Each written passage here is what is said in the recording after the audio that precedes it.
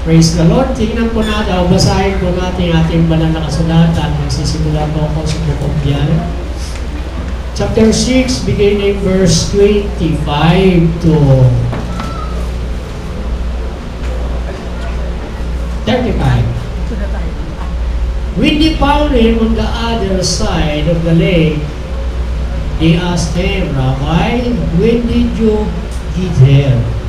Jesus answered, I tell you the truth, you are looking for me, not because you saw miraculous signs, but because you ate the loaves and had your fill.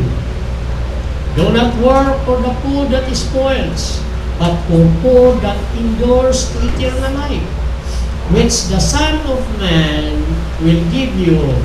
On him God the Father has placed a seal of approval. In verse 20, and then they asked him, what must we do to do the works of God required? Jesus answered, the work of God is this, to believe in the one He has sent.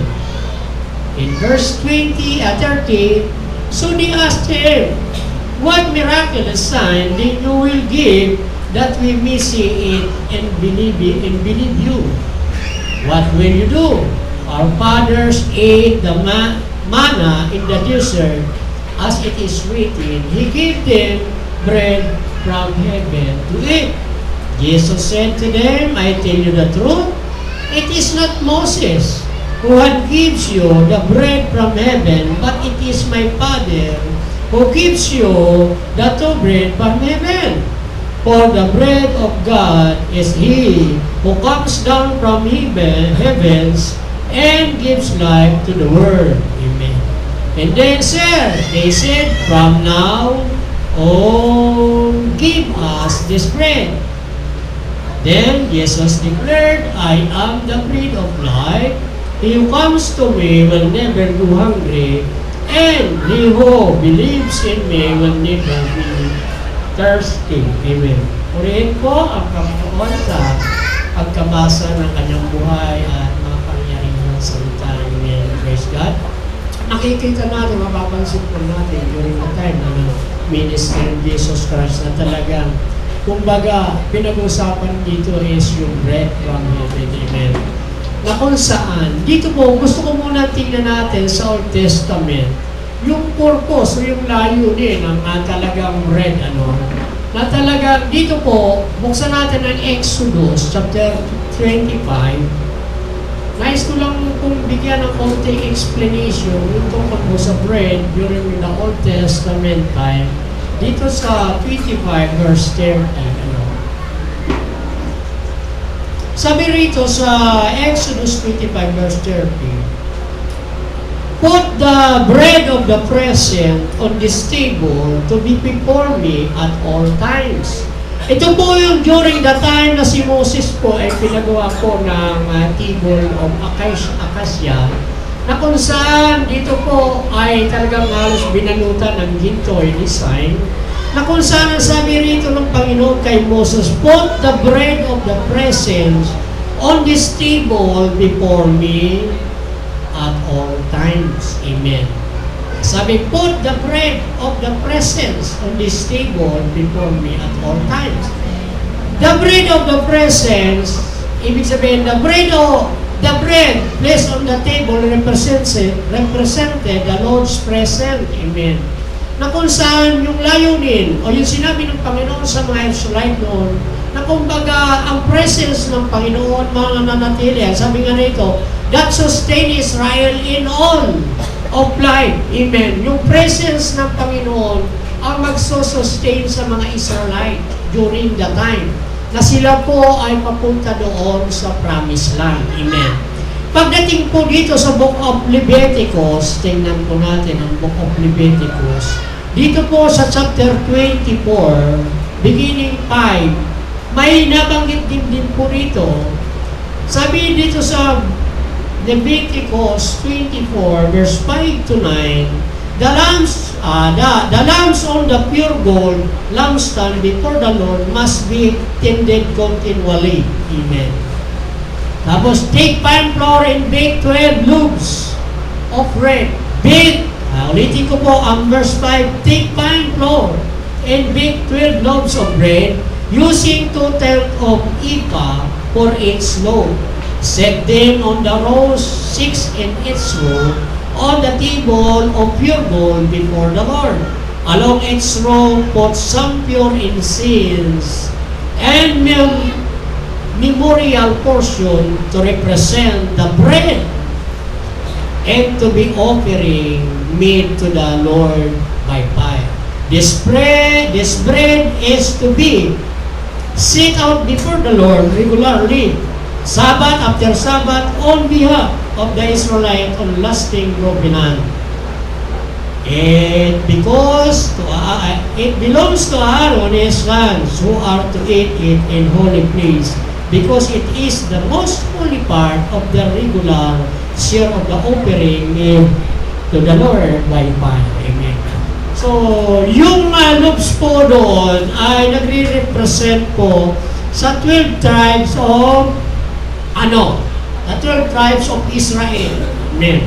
The 12 lobes represented the 12 tribes of Israel and the Israelites realization that they live in God's presence and were always to be dedicated to Him. Amen. Kung paano yung covenant ng Panginoon na sila po mamuhay lagi sa presence ng Panginoon. Amen. During the time. Kumbaga, pagdating po din doon sa Isaiah, ang prophesy ni Isaiah na bagaman yung mga Israelite during the time na sila po papunta doon sa promised land, marami po silang naranasan. Amen. Natila ba sa kanilang paningin kahirapan? Dahil sila po nag-gather sa promised land, kumbaga sa disyerto ay talagang sila po ay nag-grumble. Talagang sila punong-puno ng reklamo sa kanilang buhay. But still, kumbaga nabanggit dito ni Isaiah sa 63 verse 9, in all their distress, he too was distressed and the angels of His presence saved them. Amen. In His love, in mercy, He redeemed them and lifted them and carried them all the days of old. Ibig sabihin, talagang patuloy silang sinasamahan ng Panginoon. Pagdating po doon, kumbaga, yung angels of His presence na tinatawag, ang sabi po dito, that these angels is probably the angels of the Lord who is really the Lord Himself. Amen. Pagdating po doon sa Exodus, mapapansin natin sa Exodus chapter 3, during the burning bush, na kung saan yung mga tao, kumbaga andun pa rin, na talagang tatravel, nagpakita mismo kay Moses ang Panginoon, iba? Yung puno, mababang puno, ang sabi rito sa Exodus chapter 3 verse 2, doon ang anghel ni Yahweh ay nagpakita sa kanya na parang apoy na nagmumula sa gitna ng isang mababang punong kahoy. Kitang-kita ni Moses na naglalagablab ang puno ngunit hindi nasusunog. Ibig sabihin po sa panahon o during the time na sila po nagtatravel, naroon pa rin talagang nakasubaybay yung presence ng Panginoon. Amen. Sa panahon ng kanilang kahirapan, mapapansin natin na talagang ang Lord, kumbaga, inaantabayanan sila ng kanyang presence. Kaya nga doon sa binasa natin, that the Lord will sustain them. Kumbaga yung presence ng Panginoon. Although ang mga Israelite, pagdating dito po, the angels of the Lord is the Lord Himself, it's point to Christ, the bread of life. Amen. Kumbaga, yung bread of presence na yon, pointing that Christ, amen, is the bread of life.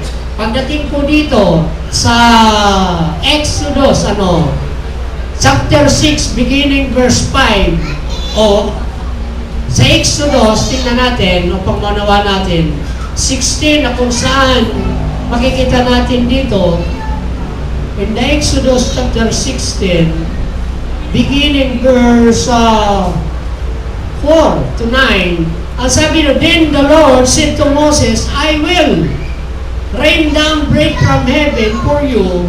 The people are to go out and stay and gather enough for that day. In this way, I will test them and see whether they will follow my instruction.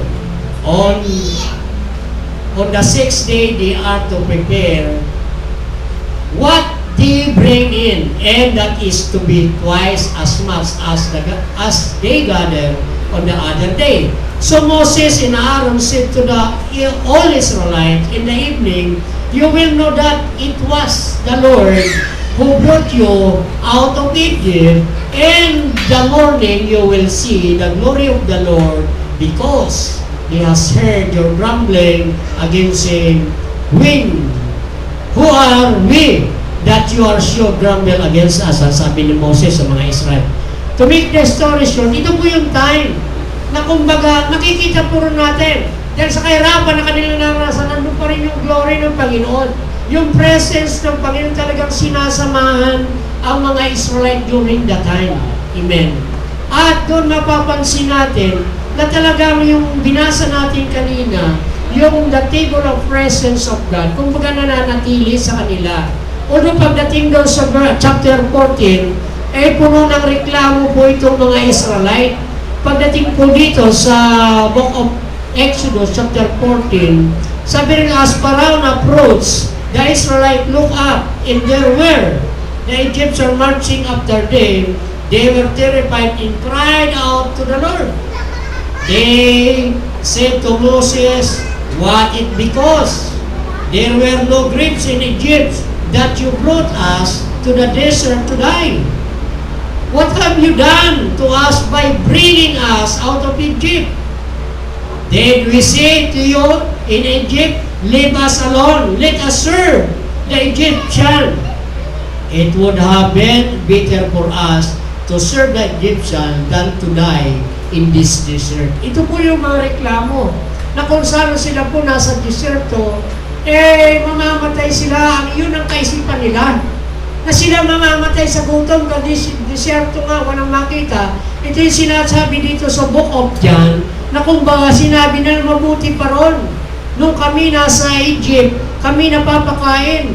At during the time naman, pagdating ng ulitin natin yung pagdating dito sa chapter 13 ng Book of John, chapter 6. So they asked them, what miraculous sign then you will give, that we may see it and believe you? What will you do? Our fathers ate the manna in the desert, at it is written, He gave them bread from heaven to eat. Amen. Ito yung nabanggit nila ron, na yung kanilang mga ninuno during the time sa Old Testament, ipinakain ng Panginoon ng manna, the bread from heaven. Na ibig sabihin, yung manna pong yun is full physical nourishment. Amen. Ano po yun Iba po yung iniantang ang King Jesus dito na sinasabi niya sa verse 35, I am the bread of life. Amen. Na kumbaga yung bread of life, it is spiritual bread. Amen. That will sustain them out of their life. Kumbaga sa buong buhay nila, ito yung magsusustain. Pag sinabi natin bread, ito po yung nagbibigay ng kalakasan. Amen. Yung physical bread, ano bang dinululot dito sa ating katawan? Nagbibigay ng physical na kalakasan. But yung bread na yon, kumbaga nauubos yung kalakasan na yon. Kasi nadadigest po yun ng ating tiyan. Nawawalan, kumbaga, ng lakas tayo once na tayo muling nagutom. Subalit ang sabi dito ng Panginoon, siya ang tinapay ng buhay. Na ang sabi rito, basahin natin ulit. Sabi rito ng Panginoon, in John chapter 6, beginning verse 35, I am the bread of life. He who comes to me will never go hungry. Amen. And he who lives in me will never thirsty. Amen. Kung baka kaiba, yung pagiging bread ng ating Panginoon, it is spiritual nourishment sa buhay po ng ating kumbaga.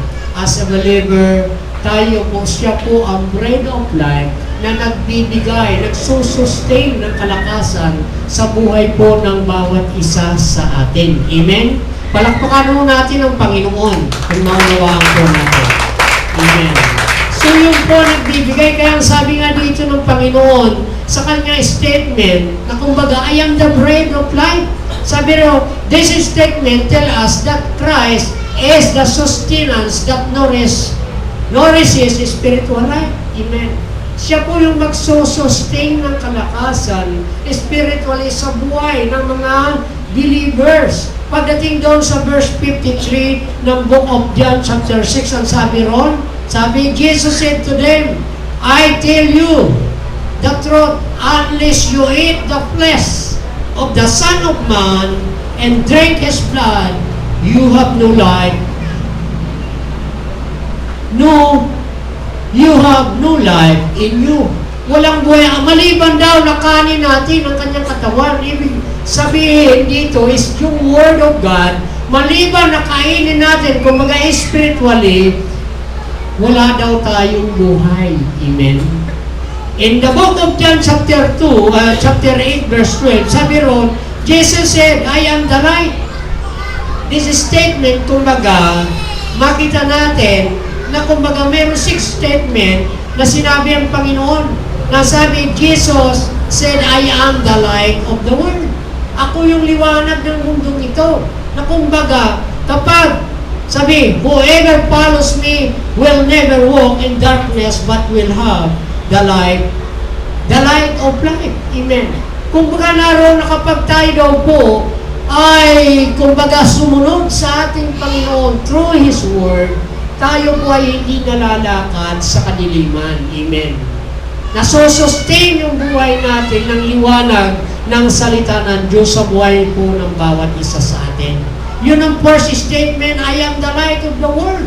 Whoever follows me will never be walk in darkness, but will have the eternal the lights of life. Amen. And the second statement na tinutukoy dito na I am the bread of life. Ang sabi ng Panginoon, I am the gate.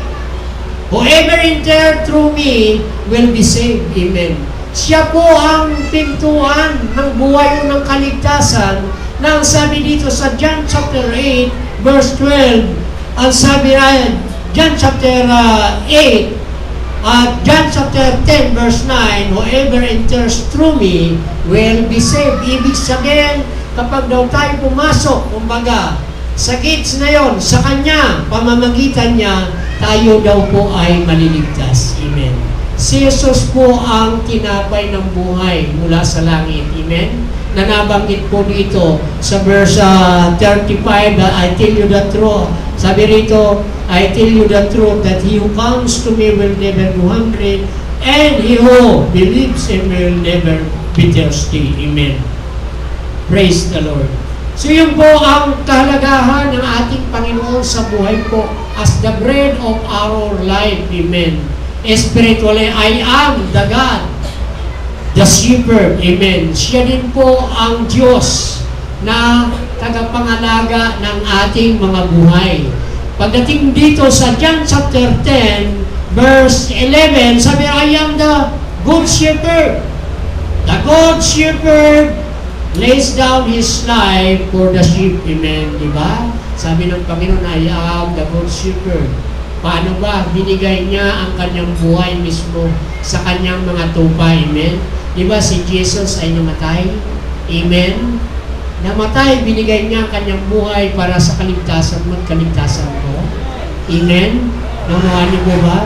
He laid down his life for his sheep. Amen. Binigay niya mismo ang kanyang buhay para sa ating kanyang mga tinuturing na tupa, the believers. Amen. Na kung saan lagi ang kamatay, binigyan niya masustain lang yung buhay natin, yung pamumuhay spiritual natin sa harapan po ng ating Panginoon. And the third is, I am the resurrection. Ang sabi rito, he who believes in me, ang sabi sa John 11:25, will live even though he dies. Amen. Ang sabi, ang sino man sumampalataya sa akin, although siya mamatay, bubuhayin siyang muli. Amen. In the last days, meron tayong buhay. Kaya sabi nga dito, I am the resurrection and the life. Amen. Na kung paano si Jesus daw namatay at nabuhay na maguli, ganun din po yung kanyang mga mananampalataya. Amen. Naunawan niyo po ba yun? He is the bread of heaven. Amen. Siya yung tinapay ng buhay na nagsusustain sa ating mga buhay. Pagdating pa roon, ang sabi rito, I am the way, the truth, and the life. Ang sabi ng John 14:6. I am the way, the truth, and the life. No one can come to the Father except through me. Ang sabi ni Jesus. Amen. Siya po, kumbaga, ang tunay na daan sa kaligtasan ng buhay ng bawat isa sa atin. Palakpakan mo natin ang Panginoon. Yan ang sabi nito, I am the true vine. Amen. Ako ang tunay na puno. Ang sabi niya dito sa John chapter 15 na kung saan, kung titingnan natin, bigyan natin ng konting explanation ng tungkol po sa puno. Ang sabi po rito, I am the true vine. Pagdating dito po sa verse 1, I am the true vine, and my Father is the gardener. Pagdating doon sa verse 5, ang sabi ni Jesus, I am the vine, you are the branches. If a man remains in me, and I in him, he will bear much fruit.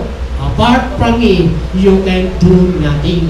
Amen. So yun po, kapag wala yung tinapay ng buhay na tinutukoy dito sa Bible, wala si Jesus sa inyong mga buhay, wala po tayo, kumbaga walang bunga, walang magandang bunga yung buhay natin. Sapagkat kung wala kang sabi nga doon sa John 15:5, ang taong iwalay sa kanya walang magagawa, subalit tayo nasa Panginoon, na wala tayong dapat pag-alala. Maging dito sa verse 7, ang sabi rito, nabanggit pa rito ng Panginoon.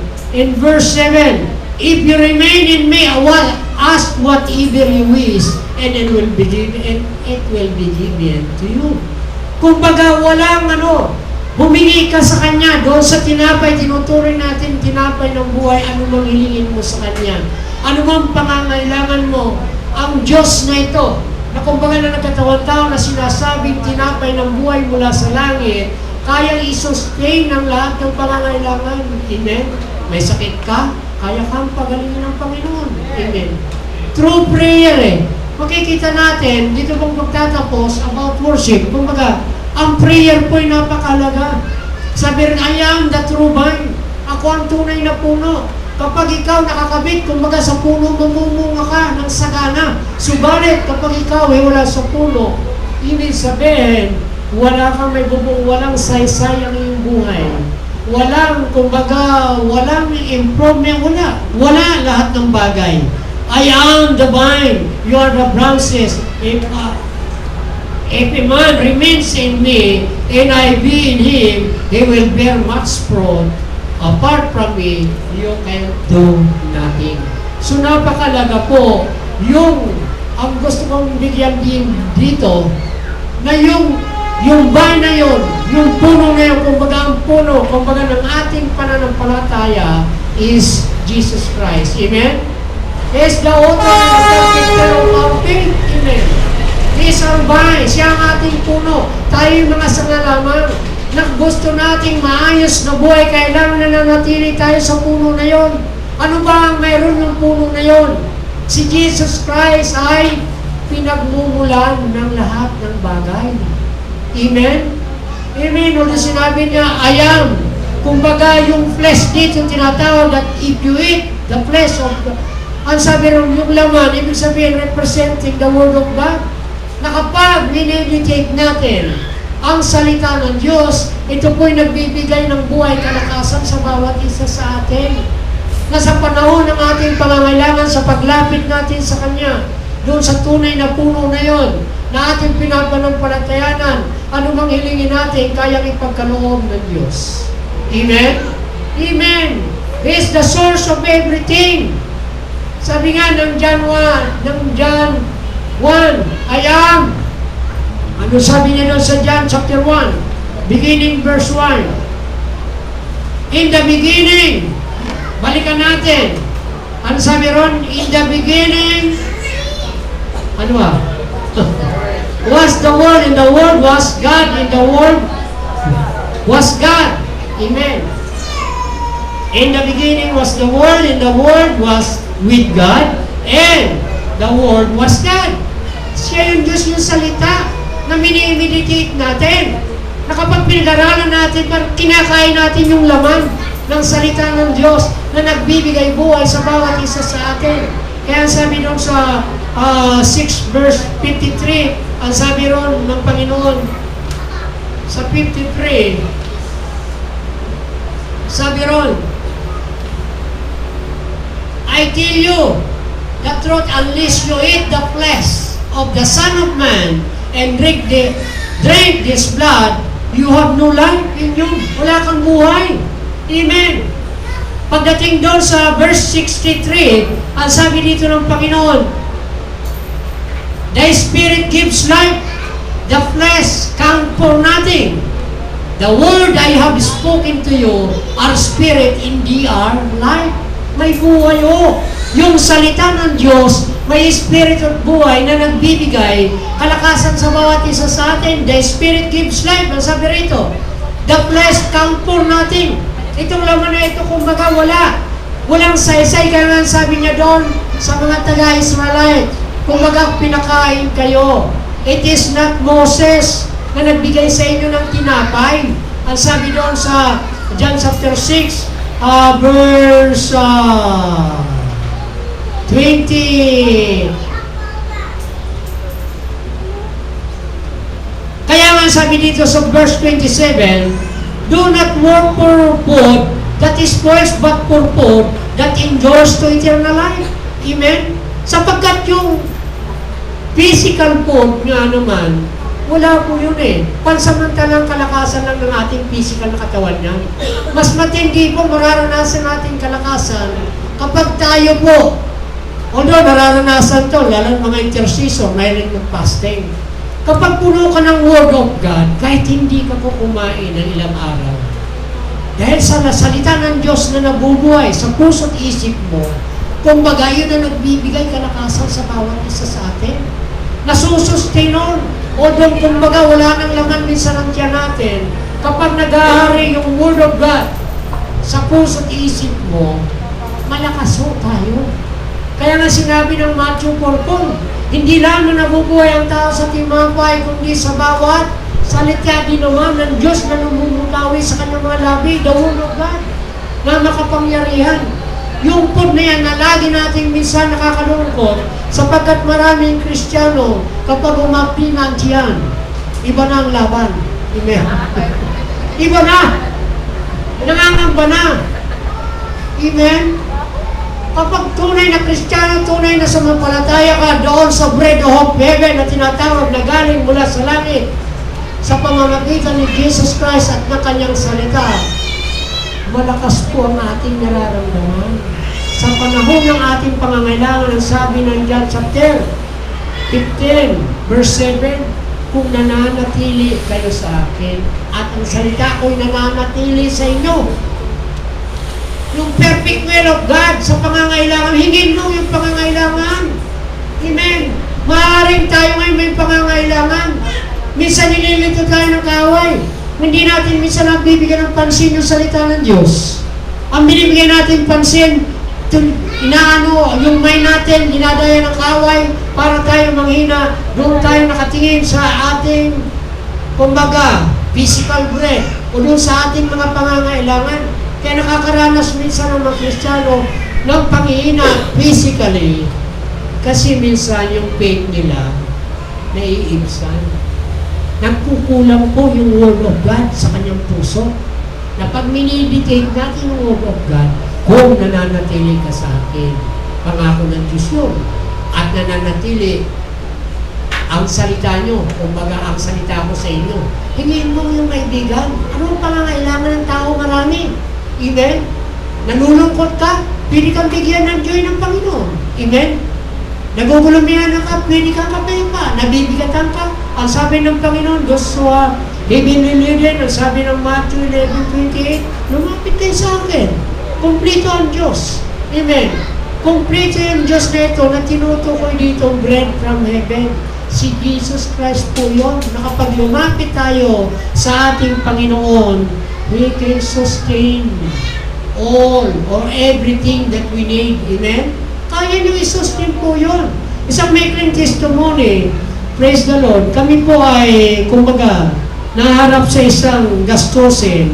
Sabi ko, Lord, last 2 weeks na po nakakaraan sa maiklang testimony ko is Para bang, Lord, marami akong pangangailangan, pananalapi. Kasi yung lote namin sa Paraiso na ngayon, naka-process na po sa CMP, meron po akong 3 lote kinuha. Kinremi, sa bunso kong anak at saka sa akin. Magkano po yung down payment namin? 29,000 yung pinaka-equity namin, yung magiging down payment namin. Times 3 mo yung 29,000. Diba? Magkano lang naman yung pension ko? 9,000. Naman. Siyempre, sabi ko noon, ano ba ito? Tapos umatin ako ng worship service. Talagang winorship ko ang Diyos. Last hindi nung Sunday, nung nakarang Sunday, hindi po ako ng Diyos. Sabi ko, Lord, in spite na parang mawawala na yung laman, inutusan pa ako ng Diyos. Bigyan mo yan. Kasi, kumbaga, nangusap sa akin ng Diyos, habang nag-worship kami, yung mag-asawa na matagal nang wala sa Sanbali, galing sila, nag-stay sila for almost 5 years sa Olongapo. Naging workers din sila doon, nung umalis sila dito, nakapangasawa ng taga-Olongapo lalaki, yung babae nating dating nagsusungin. So nanirahan sila Olongapo for almost 5 years. Aba nung nakita ko, last Sunday na yun, nakita ko nagtutugtog yung lalaki sa stage. At yung kanyang asawa back up sa worship. So hanggang tinitingnan natin nag-worship ako sa bigla ba naman, inutusan ako ng Lord, bigyan mo yan. Specifically, kung anong ibibigay, sinabi ng Lord. Sabi ko, medyo malaki yung halaga yung Lord sabi ko, yes Lord, I will obey, sabi ko. Pero nang pauwi ako, sabi ko, saan ko kukunin nyo? Siyempre ako, praise the Lord. Kinabukasan, pre-provide yung amount na yun. Hinatid ko sa kanila, nagulat na yung babae. Although inaanak ko sila sa kasal. Pagdating ko po doon, nasa isang subdivision sila sa Sanbali. Katok ako, lumabas. Uy, Nino, kain tayo, sabi nila. Ako, hindi. May kinarga ko sa motor, yung dinadala. Nilapag ko doon sa harap ng pito, nilapag bukas ng gate. Saan galing to? Sabi ko kay Lord. So, pag-isip ko, Lord, alam ko, dahil sinunod kita, may ibibigay ka sa akin. Yung pangangailangan kong pupunuan mo yun. Dumaan ng 1 linggo hanggang June 3, nag-inquire ako. Ang pension ko lang naman 9,000. Pag-inquire ko, napatras ako. Mayroong 74,000 yung ko. Sabi ko, doon ko nakita talaga na kapag sinunod mo ang Diyos, huwag mo alalahanin yung makasunod pang pangangailangan mo. Pinubay ng Lord, nagulat ako. Tapos, nag-withdraw ako, 10 muna dahil yun na naman pangangailangan. Hindi naglabas. Tinawag ko si security. Sabi, bakit sir? May 74,000, bakit ayaw magbigay? Dito ko nga sa isang machine kasi dalawang machine. I-withdraw mo, huwag mo ipastas. Lumabas 10,000. So, ang nakita ko ron, yung pagsunod, yung bahagi ng pagbibigay, aprobado ko sa akin yung Panginoon. Na kahit na medyo sabi ko, Lord, nag-isip ako nun. Medyo mabigat ang inuutos mo, Lord, wala akong ganyan. Pag-uwi ko kinabukasan, may dumating. So, agad-agad, sabi, susundin kita, Panginoon. Alam ko galing sa iyo ito Yun, kaya nga pagdating yung time na yun, natutuwa ko sa Diyos. Doon binakita ng Diyos kung paano talaga i-provide yung kanyang taon ang ating pangangailangan.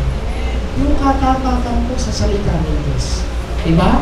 Pag nagbigay ka, ikaw ba, pag binigyan kita, ikaw ba magbabalik, bibigay mo sa hindi. At sabi ron, Diyos din, bibigyan ka ng Diyos. Amen? Kaya hindi ako maasa doon sa mga binibigyan ko, magbabalik sila sa akin. Ang inaasahan ko yung Diyos na nangako na kapag nagbigay tayo, bibigyan ka ng Diyos. Amen? Palakpakan mo natin ang Panginoon. Yung katatapan ng Diyos sa buhay natin. Kaya isa pang bagay doon, naalala ko po yung word of worship. Kaya na ako, alam nyo sa akin, pakikipag-fellowship. Sa lahat ng partiyo ng gawain natin, through Sunday services, Ako po laging maaga, gusto ko pong maka-join lagi sa praise and worship. Bakit po?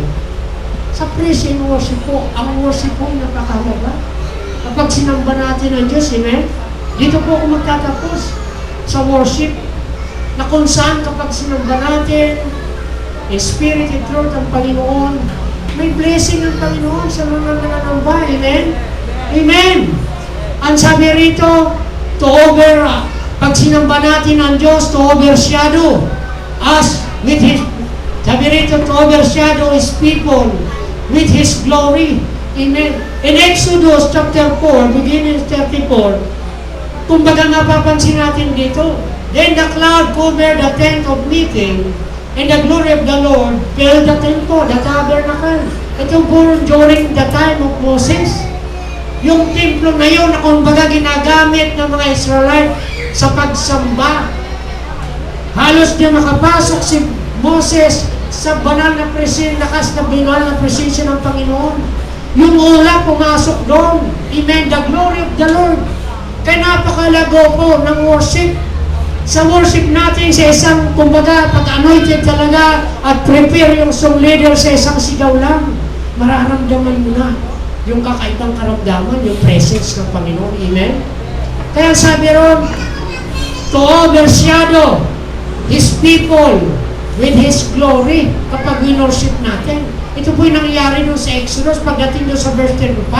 At sabi ron, Moses could not enter to the tent of meeting because,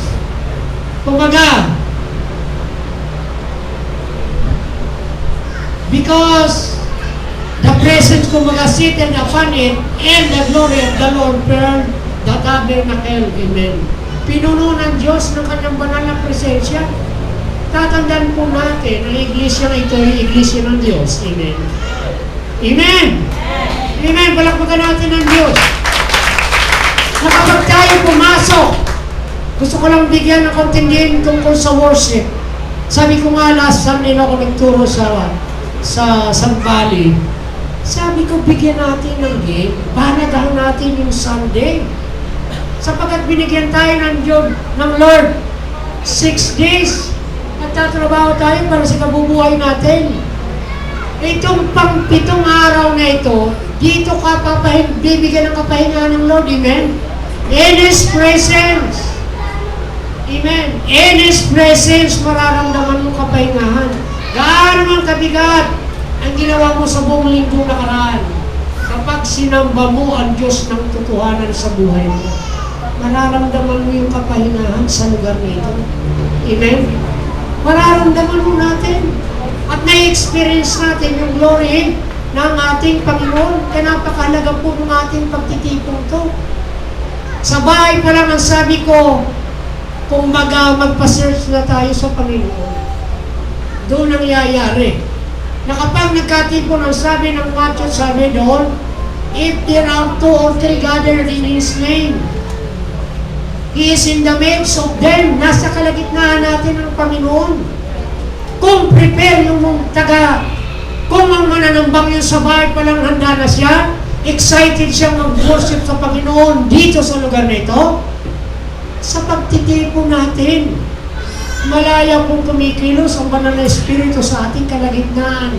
Sa worship pa lamang, lagi kong dinidisal, Lord, sa time of worship pa lamang, mag-minister ka na. Amen? I-minister na ang isang tunay na sumasamba sa Diyos. Bibigyan ka na ng kapahingahan, mararamdaman mo ng kagalakan. Kung ikaw nakaranas ng kalungkutan sa buong linggong yun, during the time of worship, bibigyan ka ng kagalakan at kapayapaan ng Panginoon. Madideliver ka na through worship pa lang. Kaya napakalaga po ng pagtitipong ito, huwag natin pong pababayaan. Isang linggo tayong gumagawa, kanya-kanyang activities, meron tayong responsibilidad sa buhay na ginagampanan. Nakakaranas tayo po, spiritually ng kapaguran. Physically, pagod po tayo. Pero pagdating mo kung ikaw tunay na sasamba, tunay na mananamba ng Diyos, na mayroon kang excitement sa pagsamba sa Diyos, sa panahon ng ating pagtitipong panahon, kakaiba na yung mararanasan mo, presensya ng ating Panginoon. Where 2 or 3 gathered in His name, He is in the midst of them. Amen? Pinatutunayan po ng Panginoon yun. Amen. And number 2, to bless His people with shower of blessing. Doon po sa Ezekiel 34 verse 26, ang sabi ron ng Panginoon, I will bless them in the places surrounding my hills. I will send down showers of, in season, there will be showers of blessing. Dito po pinaulan ang biyaya ng Diyos in time of worship. Kaya sa akin po yan, sabi ko nga, sa panahon ng pagsamba ko'y sabik na sabik. Kahit na kunting word of God na lang, kapag nasamba namin tayo ng totohanan ng Diyos, mararanasan po natin yung kapunuan, yung vacuum ng ating mga puso, yung mga kakulangan sa panahon ng pagsamba. Pinaulan na ng pagpapala ng Diyos sa buhay mo. Palakpakan mo natin ang Panginoon. Amen. And number 4, to impart ang abundance of joy sa pagsamba natin. Ini-impart na yung kasaganaan, ang kagalakan sa puso natin ng Panginoon. Ang sabi po doon sa John chapter 15 verse 11, I have told you this so that my joy may be in you and that your joy may be complete. Ang sabi ng John chapter 15 verse 11, pagdating po doon sa Exodus, sabi ron, worship the Lord your God in His blessing will be on your food and water. I will take away sicknesses from among you. Amen. At may pangako ba doon sa mga susunod na wala na kumbaga magiging barren woman sa bansa?